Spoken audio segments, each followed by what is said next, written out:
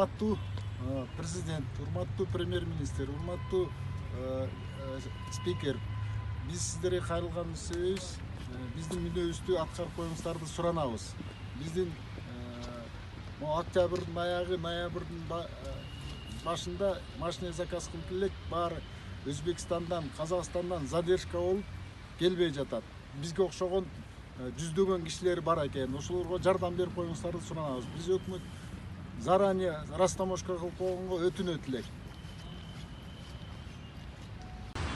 Наше обращение от лица граждан, которые заказывали машины с Эмиратов, ввиду обстоятельств, машины сейчас у нас в данный момент не заходят на территорию Кыргызстана до Нового года.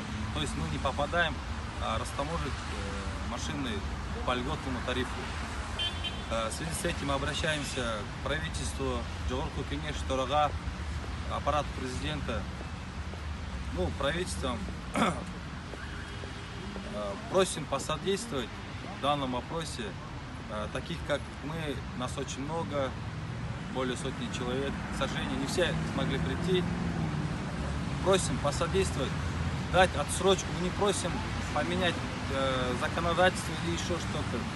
То есть мы просим просто дать нам разрешение растаможиться до приезда наших машин. Да? Поэтому говорят то, что машины застряли именно в Казахстане, то есть их держат искусственно.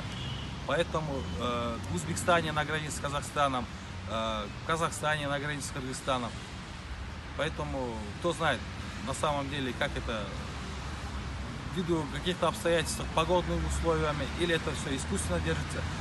Мы сейчас в данный момент не знаем, не обладаем информацией, поэтому просим посодействовать, дать возможность растаможиться